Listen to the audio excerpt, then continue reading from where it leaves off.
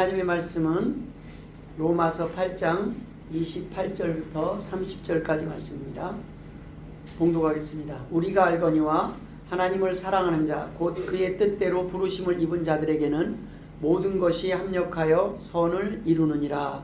하나님이 미리 아신 자들을 또한 그 아들의 형상을 본받게 하기 위하여 미리 정하셨으니 이는 그로 많은 형제 중에서 맏아들이 되게 하려 하심이니라. 또 미리 정하신 그들을 또한 부르시고 부르신 그들을 또한 의롭다 하시고 의롭다 하신 그들을 또한 영화롭게 하셨느니라. 아멘. 할렐루야. 하나님께서 오늘도 우리에게 필요한 말씀으로 풍성한 은혜로 채워주실 줄 믿습니다. 오늘 본문을 중심으로 합력하여 선을 이룰 사람들이라는 제목으로 함께 은혜를 나누고자 합니다. 옛날에 어느 돈도 많고 문학도 또 삶 가운데서 그 누구도 부럽지 않을 만큼 풍성하게 살던 사람이 있습니다. 근데 이 사람이 암에 걸려서 큰 고통을 받게 되었습니다. 그 가운데서 그가 예수를 믿게 되었습니다. 그리고 그가 이렇게 고백을 합니다. 내 인생이 고달프고 무거웠고 힘든 순간들이 많았지만 이렇게 괴로웠던 것은 주님을 몰랐기 때문입니다. 라는 고백을 합니다. 그가 부자였으면 고통이 없었을 것 같은데 그의 인생 가운데 고달프고 무거웠다라는 것을 하는 것은 돈으로 채울 수 없는 부분이 있었다는 것을 의미합니다. 인생이 우리가 보기에는 겉으로 참 행복해 보이고 평안해 보이지만 그것은 겉의 모습만 보일 때입니다. 그 속으로 들어가 보면 아직도 많은 상처와 아픔과 힘든 부분들, 괴로운 부분들이 있습니다. 하나님은 그거를 알고 계셔요. 그런데 그 가운데 이분이 하나님을 만나고 그가 이렇게 고백을 합니다. 이젠 주님을 알았기에 암이라는 것이 아무런 문제도 되지 않으며 죽음을 아주 기쁘게 맞이할 수 있게 되었습니다. 그리고 찬송하며 감사 기도를 하면서 세상을 떠났다고 합니다. 하나님께서는 우리의 절망 가운데 소망을 주시는 분입니다. 우리가 이 땅에서 모든 것을 소망을 잃어버리고 낙심하고 절망할 수밖에 없을 때에도 하나님은 우리에게 힘이 되어주시는 분입니다. 어떤 여대생이 가난한 사람들만 입원하는 무료 환자 수용소에서 2달 동안 외롭게 입원을 했습니다. 입원해 있는 상태에서 가족들도 오지 않아요. 그냥 여대생 혼자 입원해 있어요. 그런데 이 여대생이 가족도 안 오고 그럼 우울해서 그냥 축 처져 있어도 누가 이상할 것 없는 그러한 상황인데 그녀는 만나는 사람마다 감사와 기쁨과 찬송으로 전도를 했습니다. 자신도 아프고 괴롭지만 그는 만나는 사람마다 찬송과 기도로 사람들을 위로하며 전도를 했습니다. 그러던 그녀가 퇴원을 하게 되었습니다. 퇴원을 하자 그 병실에 있던 환자들이 그녀의 손을 붙잡고 울면서 의사보다 간호원보다 우리에게 필요한 것은 당신이니 우리와 같이 조금만 더 있어달라고 했다는 말이 있습니다. 여러분, 우리가 힘든 상황 속에서도 기뻐하며 찬송할 수 있는 사람이 있는가 하면 평안한 가운데서도 싸우고 불평불만하고 괴로워할 수도 있습니다. 어떤 사람은 암에 걸려서도 암병동에서 도리어 다른 사람들에게 복음을 전하는 사람들이 있고 어떤 사람은 더 건강한 모습을 가지면서도 감사할 수 없을 때가 있습니다. 우리가 잘 아는 찬양 중에 이러한 찬양이 있습니다. 그 가사의 내용은 우리가 잘 아는 내용이지만 내가 걷는 이 길이 혹 굽어도는 수가 있어도 내 심장이 울렁이고 가슴 아파도 내 마음속으로 여전히 기뻐하는 까닭은 하나님은 실수하지 않으시일세. 내가 세운 계획이 혹 빗나갈지 모르며 나의 희망 덧없이 쓰러질 수 있지만 나 여전히 인도하시는 주님을 신뢰하는 까닭은 주께서 내가 가야 할 길을 잘 아심일세. 어두운 밤 어둠이 깊어 날이 다시는 밝지 않을 것 같아 보여도 내 신앙 부여잡고 주님께 모든 것 맡기리니 하나님을 내가 믿음일세.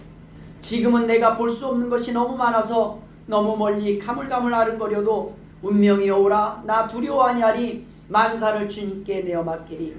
차츰차츰 안개는 걷히고 하나님 지으신 빛이 뚜렷이 보이리라.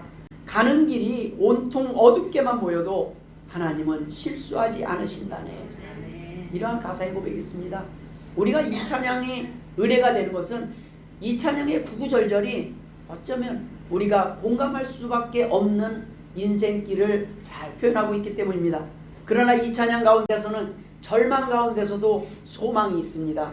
이 찬양을 하는 사람은 절망 가운데서도 하나님을 믿고 다시 일어설 수 있는 사람입니다. 여러분, 어떤 고난 중에 있을지라도 결국 우리의 삶을 선으로 인도하시는 분은 하나님이심을 믿으시길 주의 이름으로 축원합니다. 오늘 본문을 통해서 함께 나누고 싶은 첫 번째 은혜는 하나님은 선을 이루실 것이라는 말씀입니다.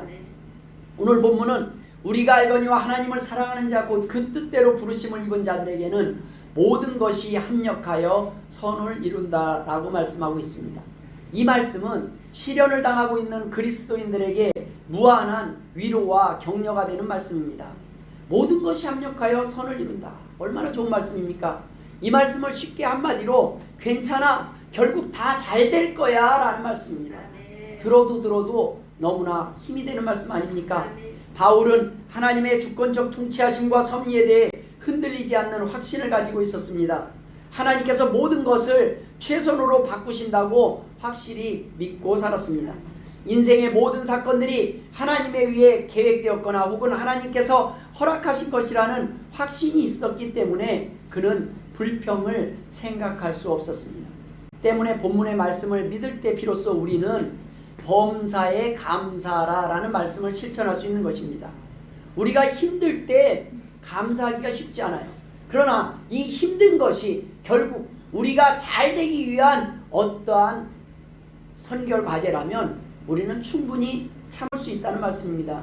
우리가 이것으로 힘든 것으로 끝나는 것이 아니라 영광을 위한 고난이라면 우리는 감사할 수 있다는 것입니다. 주 안에 있는 나에게 딴 근심이 있으랴 첫날의 한숨 변하여 내 노래 되었네. 첫날의 한숨이 변해서 노래가 될 수 있는 것은 하나님을 믿는 사람들 뿐입니다. 우리의 한숨이 노래가 될 날이 있음을 믿으시길 주의 이름으로 축원합니다. 지금 고난 있고 지금 힘든 순간이 있지만 하나님께서 그 고난의 의미를, 그 한숨의 의미를 모든 사람들 앞에 다 드러내실 날이 온다는 말씀입니다. 잘 될 거라는 믿음이 있기 때문에 현재 진행되는 계획이 비록 실패한 듯 보여도 낙심하지 않을 수 있습니다. 바울은 지금 등에 채찍을 맞고 감옥에 갇혀 있을 때입니다. 이런 상황에서조차 바울이 자기 동료와 함께 찬송을 할 수 있었던 이유가 무엇입니까? 다 잘 될 거라는 믿음 때문입니다. 오늘 우리가 드렸던 찬송 환난과 핍박 중에도 2절에 보면 옥중에 매인 성도나 양심은 자유 얻었네. 우리도 고난받으면 죽어도 영광되도다. 바울은 옥중에 매여 있는데 찬송이 흘러나왔어요. 옥중에 매여서 기가 죽은 것이 아니라, 좌절하고 낙심한 것이 아니라, 이제 다 끝났다고 생각하는 것이 아니라 도리어 그 안에서 양심이 자유를 얻고 당당함을 얻었기에 그는 옥중에서도 찬송할 수 있었습니다. 바울은 다 잘 될 거라는 믿음 속에서 살아갔습니다. 여러분, 지금 처한 현실의 형편이 좋고 나쁜 것이 별로 중요하지 않습니다. 지금 상황이 불리해 보이든 유리해 보이든 모든 것은 결국 반드시 틀림없이 최선의 좋은 결과를 가져올 것이라고 믿으시길 주의 이름으로 축원드립니다. 이것이 하나님의 백성들의 삶이요, 삶의 자세라는 것입니다. 중요한 것은 우리에게도 이 믿음이 있느냐라는 것입니다. 이게 없을 때 불안해서 흔들려요. 힘들어요. 우울해져요. 참을 수 없는 슬픔이나 불운을 당하게 되었을 때 모든 것이 합력하여 선을 이룬다는 말은 단지 어떤 위로의 말도 할 수 없는 막막한 상황에서 사람들이 그냥 다 잘 될 거예요, 그냥 빈말로 하는 격려의 말 정도로 들린다면 우리는 바울과 같이 확신에 차서 살아갈 수가 없습니다. 왜 그렇습니까? 왜 우리는 다 잘 될 거라는 말에 아멘 그럴 것입니다 라고 당당하게 말할 수 없는 것입니까? 우리에게는 바울과 다른 무엇이 있다는 겁니다. 왜 우리는 바울과 같은 확신이 없을까요? 그 이유가 바로 오늘 본문 말씀에 나와 있습니다. 바로 오늘 두 번째 나눌 은혜, 하나님을 사랑하는 자를 통하여 라는 말입니다. 하나님은 하나님을 사랑하는 자를 통하여 선을 이루신다는 것을 우리는 알기 때문입니다. 우리가 하나님을 덜 사랑하고 있으니까 하나님의 보호하심에 대한 확신이 없는 거예요. 이것이 끝이 좋을 거라는 확신이 없는 거예요. 내가 지금 하나님이 원하는 대로 살지 못하니까, 내가 지금 하나님이 원하는 삶을 선택하지 않았기 때문에 하나님 앞에 당당하게 요구하지 못하고 하나님 앞에 나오면 그저 죄송스럽고 그저 부족할 따름입니다. 다행인 것은 하나님은 그런 우리의 모습을 보고 에이그 그래 그래서 너는 안 돼가 아니라 그래 다시 한번 힘을 내봐라. 이전 것은 지나갔으니 보라 새 것이 되었도다. 이제 새 마음으로 다시 일어나서 다시 나를 믿고 따라와 보렴. 다시 나를 의지해 보렴. 하나님께서는 지금도 우리를 기다리고 부르시고 계신다는 말씀입니다. 성경에서는 오늘 본문만큼 삶의 비극과 역경과 시련과 실망 속에서 소망을 통해 안정과 평안을 주는 놀라운 말씀을 찾아보기가 쉽지 않습니다. 사람들은 모두 이 말씀을 좋아합니다. 그러나 이 말씀을 알아도 많은 교인들이 여전히 미래에 대해서 두려워하고 불안해합니다. 다 잘 될 거야. 이 말보다 더 좋은 말이 어디 있고, 이 말처럼 내 앞으로가 다 잘 되길 바라지 않는 사람이 어디 있겠습니까? 하지만 이 말씀은 모두에게 적용되는 말씀이 아니라는 것입니다. 핵심이 되는 말씀인 모든 것이 합력하여 선을 이루느니라, 결국 다 잘 될 거야 라는 이 말씀이 어떻게 누구에게 적용시킬 수 있는지 오늘 본문에 분명하게 기록되어 있기 때문입니다. 바로 모든 사람에게 모든 것이 협력하여 선을 이루는 것은 아니라는 것입니다. 하나님과 올바른 관계에 있어야만 적용된다는 말씀입니다. 누군가를 사랑한다는 것이 무엇입니까? 절대적이라는 겁니다. 없어도 되는 존재가 아닙니다. 우리가 사랑하는 사람에게 무엇이라고 고백합니까? 당신 없이는 못 살아. 바로 당신이 내가 사는 이유라는 것입니다. 정말 못 살고 따라 죽는다는 말이 아니라 당신이 없으면 살아도 사는 게 아니야. 당신이 없으니, 당신이 내 곁에 있으니 내가 힘은 들지만 그래도 덜 힘들어. 당신이 있으니 그래도 좀 낫다는 고백이기도 합니다. 모든 일이 결국 선을 이루는 일은 하나님을 사랑하는 자, 곧 하나님의 가족으로서의 기쁨에 동참하는 하나님의 가족, 자녀에게만 이루어질 수 있다는 말씀입니다.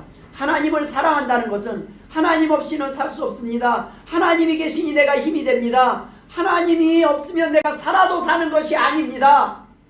그러한 고백이 하나님과 우리와의 관계를 회복시킬 뿐만 아니라 사람과의 관계도 회복시킬 수 있다는 말씀입니다.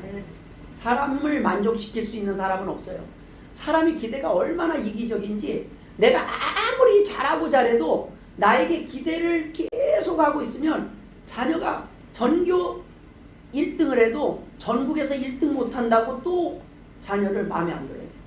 너 이번에 그러니까 전교 2등으로 떨어졌다고 자살을 하는 학생이 있지 않았습니까? 기대치가 사람을 죽이는 거예요. 사람 자체는 그냥 존재하는 것만으로도 참 사람이에요. 나중에 보십시오. 어쩔 때는 건강하게 내 옆에 있는 것만으로도 감사하고 고마울 때가 있는 것이 가족 아니겠습니까? 좀 건강해 보이니까 우리는 막 기대를 해요. 그런데 사실은 여러분, 가족은 때때로 내게 온전히 모든 것을 채울 수 있는 존재가 아니라는 것을 우리가 잊어버릴 때가 있어요. 하나님은 우리가 온전해서 쓰시는 것이 아닙니다. 우리의 부족한 것은 하나님께서 채우십니다. 우리가 가족에게도 연약함과 부족함을 우리가 수용할 준비를 하고 있어야 돼요. 사람들의 연약함과 부족함은 그것이 이상한 것이 아니라 그것이 당연한 겁니다. 우리가 모든 것을 다 할 수가 없어요. 모든 사람의 기대를 충족시킬 수가 없어요. 도리어 그 부족함에도 불구하고 내 곁에 남아 있어주고, 내가 온전히 충분히 만족시킬 수 없음에도 불구하고 내 옆에 가족으로 남아서 내 옆에 끝까지 함께 해주는 그런 사람들이 있기에 우리는 오늘 하루를 버티는 것 아니겠습니까? 이 세상 사람들은 한계가 있지만 하나님께서는 우리를 끝까지 책임져 주실 수 있는 분입니다. 자기 아들을 아끼지 아니하신 하나님께서 궁극적으로 자녀의 유익을 위한 것이 아닌 그 어떤 것도 허락하시지 않는다는 것을 믿을 때, 우리는 한 치 앞도 할 수 없는 막막한 상황일 때조차도 우리는 하나님을 의지하며 나아갈 수 있는 것입니다.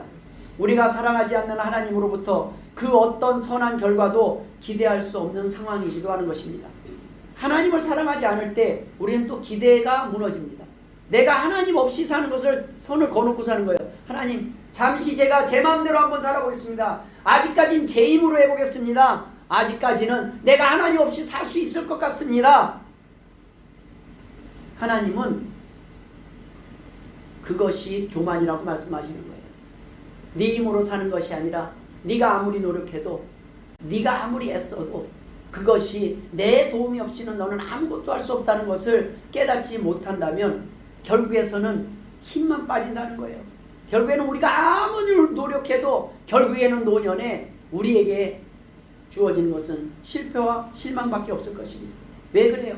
평생 살아온 그 삶이 하나님을 의지하지 않고 살던 사람이요, 마지막 순간에 하나님은 살아계십니다, 하나님은 전능하신 하나님입니다, 이렇게 고백하고 죽는 게 상당히 힘들어요. 사람들이 마지막에 예수 믿습니다 그러면 마지막에만 예수 믿으면 천국 가거든요. 근데 그걸 못해요. 왜요? 그거를 하려면 내 평생의 판단과 생각이 잘못되었음을 고백해야 되기 때문에 사람이 그걸 고백을 못해요. 인정을 못해요. 눈을 딱 뜨고 내 판단은 옳았어 하고 죽는 거예요. 이게 사람이 어려워요. 그래서 조금 일찍 하나님께 의지하며 하나님 없이는 못 살아요. 이게 연약한 모습 같지만 우리는 다 듣기 좋아해요. 그쵸? 나 당신 없이는 못 살아. 이 말 자주 해주세요. 아유, 계시는, 아유, 못 봐서 보고 싶었어요. 이런 말들이 별거 아니지만 내가 뭐라고, 내가 당신한테 뭐라고 나 없이는 못 산다고 그러고, 내가 뭐라고 나를 보는 것이 그렇게 기쁨이라고 하니, 그럴 때 우리가 힘이 나지 않습니까? 우리는 그럴 때 자존감이 생기는 거예요. 다른 사람들은 없었으면 좋겠어, 너 같은 게 무슨 소용이야 라고 말을 하는데, 어떤 사람이 나에게 난 당신 없이 못 살아, 남편한테 아내한테 매번 그 존중받지 못하다가 누가 나를 보고 너무 멋지다 그러면 그냥 그 사람한테 너무 멋있어요, 너무 예뻐요, 당신 없이는 못 살 것 같아요. 그때 넘어가는 거예요. 예, 빈틈이 거기에 있어요. 그런데 그렇게 입으로 고백하는 것뿐만 아니라 여러분, 힘들어도 내 옆에 남아있다는 것 자체가 사랑 아니겠습니까? 힘들어도 지금 우리가 이렇게 함께 한 공간에 있다는 것 자체가 사랑이 아니겠습니까? 아직까지 우리에게 사랑할 마음이 있기 때문에 모여있는 것이고 함께 있는 것 아니겠습니까? 하나님께서는 우리가 이 하나님과의 관계 회복을 통해서 사랑과의 관계도 회복되기를 원하신다는 말씀입니다. 세 번째 나눌 은혜가 바로 그의 뜻대로 부르심을 입은 자들을 통하여 모든 것이 합력하여 선을 이루신다는 거예요. 하나님을 사랑한다는 것은 바로 하나님과의 협력관계에 있는 사람이라는 겁니다. 하나님의 일을 돕는 사람이지 방해하는 사람이 아니라는 것입니다. 이런 사람들을 부르심을 받은 사람들이며 자기 계획을 하나님의 계획에 굴복한 사람들이라는 말씀입니다. 이런 사람들을 위해 하나님께서는 가장 유익하고 좋은 선한 결과를 위해 모든 일을 진행하시지 않겠습니까? 부르심을 입은 사람들의 삶 속에서 어떠한 사고는 결코 우연이 아니고 설사 내 눈앞에 역경이 있을지라도 그것이 해로운 것이 아니라는 것을 믿으시길 주의 이름으로 축원드립니다. 우리 눈에는 절망으로 보이지만 하나님의 눈에는 그것이 희망이라는 말씀입니다. 결론적으로 하나님의 뜻은 하나님께서 부르셨고 그에 대한 응답으로 하나님을 사랑하는 사람들을 통해서 이루어질 것이라는 말씀입니다. 하지만 또한 오늘 본문의 하나님의 약속은 끝까지 하나님께 반항하고 그의 뜻을 따르지 않는 사람들과는 아무 상관이 없다는 말씀이기도 합니다. 끝까지 하나님을 의지하지 않고 끝까지 내 힘대로 살고자 하는 사람은 결국 그 반대로 너가 무슨 일을 하더라도 그것은 결국은 선을 이루는 것이 아니라 악만 남는다는 거예요. 실패만 남는다는 거예요. 의미가 없어진다는 거예요. 세상을 다 떠날 때 가장 허무하게, 가장 외롭게, 가장 두렵게 살 수밖에 없는 것입니다. 예수 믿는 사람보다요, 예수 안 믿는 사람들이 훨씬 더 열심히 운동하는 거 아세요? 훨씬 더 영향가 있는 거 보고. 왜요? 죽음이 끝이에요. 죽음보다 두려운 게 없어요, 이 세상에. 근데 예수 믿는 사람은 조금 조금 그냥 웬만하면 먹어요. 죽으면 천국, 안 죽으면 또 여기서 살고, 그냥 너무 스트레스, 너무 건강하려고 막 운전하면서 이것저것 너무 오래 살려고, 너무 내가 뭔가를 지켜보려고 하다가 스트레스가 더 큰 거예요. 건강 너무 신경 쓰면은 노이로제 걸려요. 한번 건강을 잃어버렸다가 다시 찾은 사람들은 먹는 거 하나부터 모든 것까지 얼마나 조심스러운지 모릅니다. 그런데 하다 보면 옆에 사람이 먼저 스트레스 받아 죽을 때가 있어요. 옆 사람이 그거 챙겨주다가.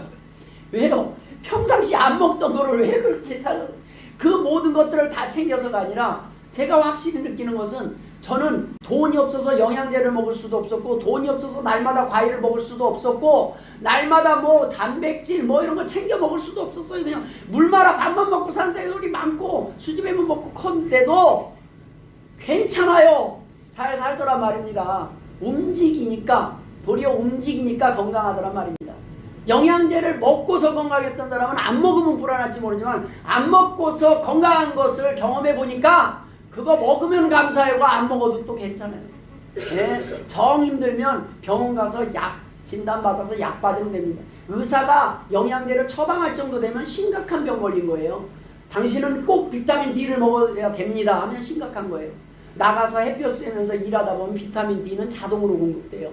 우리에게 있어서 하나님께서 우리를 보호하시는 방법은 그렇게 애쓰다가 너무 많이 먹어가지고 지금 생기는 모든 병들은 많이 먹어서 생기는 병들이지 적게 먹어서 생기는 병들이 없어요. 무슨 말씀입니까? 내가 내 욕심과 내 욕구를 절제하지 못해서 생기는 병들이에요. 옛날에 가난하고 힘들 때 없었던 병들입니다.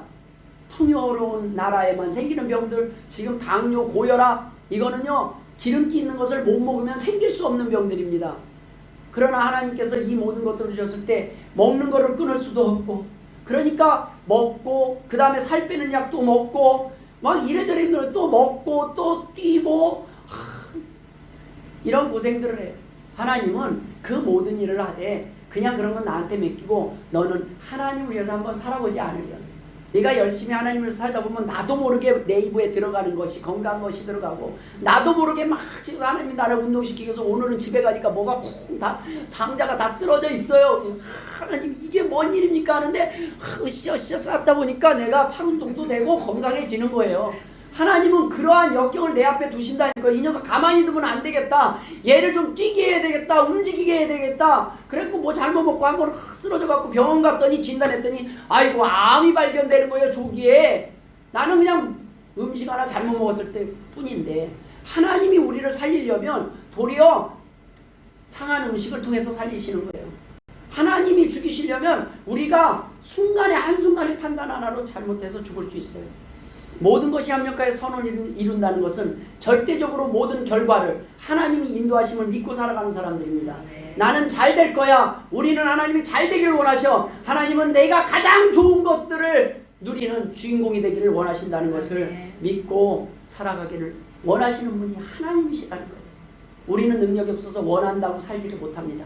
그러나 하나님이 원하시기 때문에 하나님이 원하시는 그 관계를 회복하고 하나님 앞에 엎드리고 하나님 앞에 순종할 때 하나님께서는 우리를 한 사람을 위한 사람이 아니라 없어서는 안 될 사람, 없어서는 안 될 사람, 우리가 떠날 때 많은 사람들이 눈물을 흘리며 우리가 없을 때 많은 사람들이 아쉬워할 귀한 사람들로 이 땅에서 살게 하신다는 말씀입니다. 오늘 본문의 말씀을 듣고도 요동하지 않는 마음이 냉담한 사람들에게는 본문의 말씀이 불편한 말씀일 수도 있습니다. 그러나 하나님을 향한 사랑으로 마음이 뜨거워진 사람에게는 어떤 상황에서도 큰 위로와 능력으로 빛을 발하는 말씀이기도 합니다. 여러분 어떻게 이 땅의 삶에서 비극이 유익할 수 있겠습니까? 건강하지 못한 것이 유익이라고 말씀할 수 있겠습니까? 가족과 사별하고 사업이 부도가 나는 것이 어떻게 유익이 될 수 있습니까? 어떻게 반복되는 실패와 넘어짐으로 오는 좌절감조차 이것이 희망의 이유가 될 수 있겠느냐 말입니다. 그러나 본문은 그것이 잘되기 위한 첫걸음이라고 말씀하신 겁니다. 너희는 망한 것이 아니라는 겁니다. 너희가 나에게 돌아온다면 너에게는 놀라운 것이 예비되어 있다는 말씀입니다. 본문에서 바울은 그리스도인들에게 닥친 역경이나 고난을 반항이나 무관심 또는 무관심으로 받아들이라는 것이 아닙니다. 지금 나에게 좋은 것으로 보이거나 불리하게 보이는 것이나 결국 모든 것이 합력하여 최고의 선을 이룬다는 것을 의심 없이 믿고 지금 우리의 눈앞에 직면한 역경이나 슬픔이 결국 합력해서 선을 이룰 것이라는 확신 가운데서 고난 가운데서도 그것을 기쁨으로 대하고 맞이하라는 것입니다. 고난 가운데서 웃을 수 있는 것은요 믿음이 없이 안 돼요. 하나님에 대한 확신이 없으면요 이 고난이 짜증의 이유가 되는 거예요. 아 하나님 오늘 왜 타이어가 펑크가 나가지고. 그런데 여러분 그 타이어가 펑크가 안 났으면 우리는 그날 죽었을 수도 있다는 거예요. 우리는 그것을 천국에 가서 아는 거예요. 내가 오늘 뭐가 고장나서 안 움직이고 내 몸이 아파갖고 오늘 누워있는 것이 이로운 일인지 그것이 해가 되는 일인지는 하나님만이 아신다는 것입니다.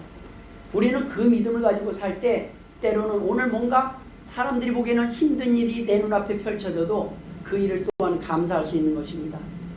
말씀을 마무리 짓도록 하겠습니다. 결론적으로 하나님의 계획은 우리에게 선한 것입니다. 그 하나님이 약속하신 선은 우리의 보기에 항상 좋고 받아들일 만한 것이 아닐 수 있습니다. 유물주의적이고 현세적인 관점으로 볼 때 하나님의 섭리는 참으로 비참하게 보일 때가 있습니다. 하나님이 약속하신 선이 현세적이기보다는 영적인 것이기 때문입니다. 우리는 그 의미를 깨닫기도 전에 지나가 버릴 때가 있습니다. 그러나 여러분, 어떠한 상황에서도 하나님께서 저와 여러분을 위해서 일하고 계심을 믿으시길 주의 이름으로 축원드립니다. 하나님께서 하나님을 사랑하며 하나님의 뜻대로 부르심을 받아 끝까지 믿고 승리할 것을 믿고 하나님의 도우심을 믿고 살아가는 그 사람들이 결국에는 언젠가 선한 결과를 경험하고 증언하는 선한 열매의 주인공이 될 줄 믿으시라는 말씀입니다. 여러분, 저와 여러분을 하나님은 그 주인공으로 쓰시기 위해서 부르셨습니다. 그리고 저와 여러분이 그 증언하는 그 도구라는 말씀입니다. 하나님이 볼 때는 여기에 내 아들과 딸들이 바로 그 증거라는 말씀입니다.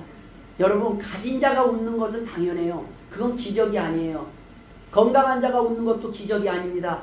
그런데 병들고 아프지만 하나님 앞에 기뻐하고 감사하고 웃을 수 있다면 이것이 기적이 아니겠습니까? 없는 자들이 모여서 하나님 앞에 서로 사랑할 수 있다면 이것이 기적이 아니겠습니까? 온전한 자들이 아니라 서로 부족하고 연약한 우리들이 모여서 무언가를 조금씩 사랑하고 무언가라도 할 수 있다면 이것이 바로 기적이라는 말씀입니다. 하나님께서 연약한 우리들을 불러 모으셔서 우리를 통해서 우리 개인이 할 수 없는 놀라운 선을 이루실 줄 믿습니다. 기도하겠습니다. 하나님 아버지 은혜를 감사드립니다. 오늘 주신 말씀대로 하나님의 자녀들의 삶이 지금은 힘들지라도 모든 것이 합력하여 선을 이룰 줄 믿습니다. 나를 의지하지 말게 하시고 하나님만 의지하며 겸손히 하나님을 섬기게 하시고 하나님을 의지할 때 우리 안에 두려움을 제하여 주옵소서. 스트레스를 물리쳐 주시옵소서. 고민을 제하여 주옵소서. 하나님께 맡기고 기뻐하며 살아가게 하여 주옵소서. 감사하며 예수님의 이름으로 기도드리옵나이다. 아멘.